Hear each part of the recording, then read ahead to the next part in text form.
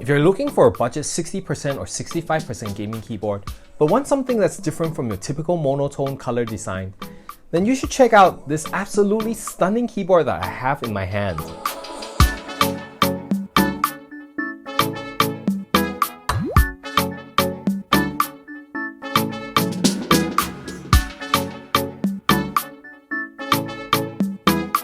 Hey, what's up everybody? I'm Edward. In today's video, I'll be reviewing the XVX M61 60% wireless keyboard that was sent to me for review. I'll be going over the specification and the features of this keyboard, and then sharing my usage feedback over the past 1.5 months. And if you like what you see today, I'll leave a link to XVX's website and Amazon page in the description below. So, hit that subscribe button if you're new to this channel, and let's find out how well this keyboard fits the $80 price tag. Opening the box, you're greeted with the XVX M61 keyboard and an English manual. Looking at how nice the custom theme design is, I feel like the box design does not do the keyboard enough justice. The coral theme is water decal transferred onto the ABS plastic body of the keyboard, so you have to be careful when bringing it around not to get it scratched, because they will come off. The theme pattern covers all sides of the keyboard, including some patterns printed on the PBT keycaps, which completes the look of the keyboard. There's also another izakaya theme with Japanese keycaps in aka to kuro, should you prefer that color theme more. On the back, there's a notch to store the 2.4 GHz wireless dongle, along with a large stamped XVX logo in the center. But what I noticed was that there's no flip-up feet that I've grown quite dependent on, and instead are just 4 anti-slip rubber feet. But luckily, the keyboard itself is already slightly angled to make typing more comfortable. Though it would be nice to have some feet to make it even more customizable. Weighing at approximately 580 grams, the keyboard feels sturdy enough to withstand some gamer rage, and it's got some heft to it to not slide around when gaming. At the same time, it is also not too heavy to carry around in a bag. As for the other contents in the box, you'll get a small matching coral themed mousepad, a keycap remover, and a USB-A to C cable that measures at 1.4 meters long. Measuring at 293mm wide by 103mm deep and 43mm at its tallest point, the design of the keyboard follows a typical 60% keyboard layout with minimal bezels and 61 keys. As for the specifications of the XVX M61 keyboard, the version that was sent to me came with the Gateron Yellow linear switches, but XVX also offers the Gateron tactile browns and linear reds for this line of keyboards. Unfortunately, there's no clicky switches here for those who prefer the click-click tactile action. These switches are rated for 50 million keystrokes and are not hot swappable like other XVX keyboards. It requires around 50 gram force to actuate the yellows, which is my preferred sweet spot because anything less than that, I will find myself accidentally actuating the keys unintentionally.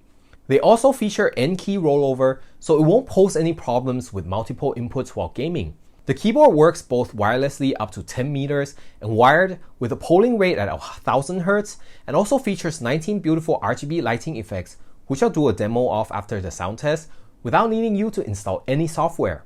There's also a 1850 mAh battery inside that provides up to about 12 hours of battery life when using wirelessly at maximum RGB brightness, which is about 4 days per charge with normal use for me. Now that we've gone over the specifications, let's do a quick sound test of the Gateron Yellows.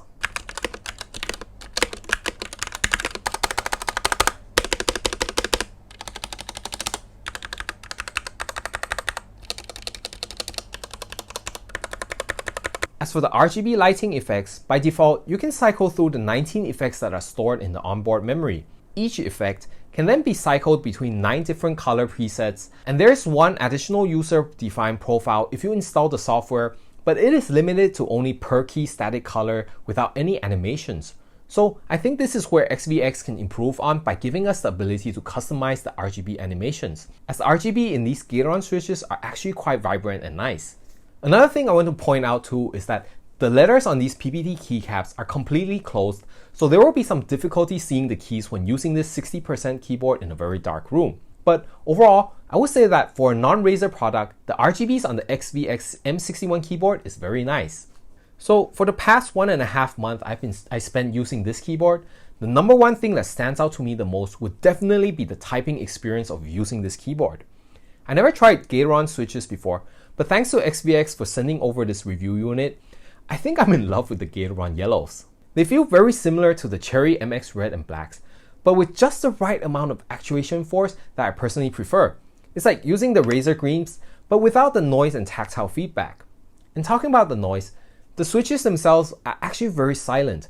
The thonks that you heard during the sound demo is from the keycaps bottoming out. So you can reduce it even more with a rubber O-ring kit to make it even more silent.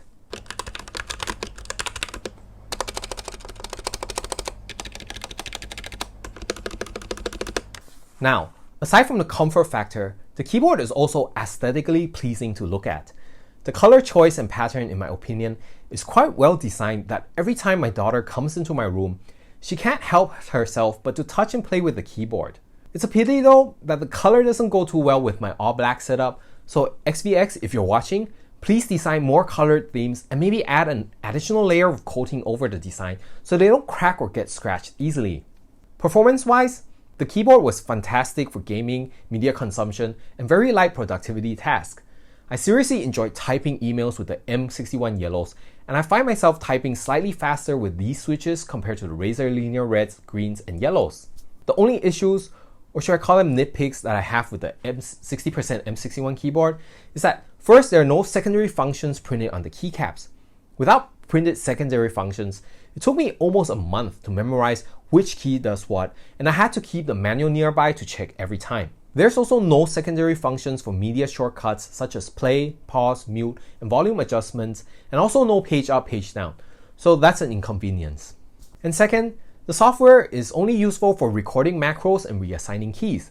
There's no way to fully customize and fine-tune the keyboard, such as creating custom animations for RGB effects like previously mentioned, or adjusting the auto sleep timer. Because I'm not sure if it's just my unit, but every time the M61 goes to sleep, waking it up is almost immediately, but the first input command will usually not be registered. But other than these two nitpicks, XVX M61 60% wireless keyboard is a good keyboard that performs quite well at the $80 asking price.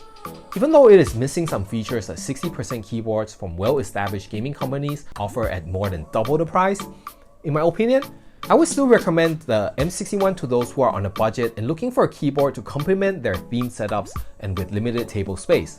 But just like my recommendation of other 60% keyboards, only get this 60% form factor if you do not plan to do any serious productivity tasks, as it is pretty much just excellent for gaming while looking stunningly good.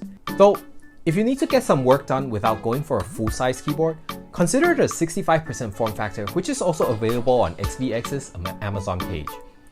Alright, hope you guys enjoyed today's video, and thank you XVX for sending over this review unit. And as always, thank you guys as always for watching. If you enjoyed it, hit that like button and share this video with a friend, as it will help this channel a lot more than you know it, and I'll see you again in the next video. Ciao!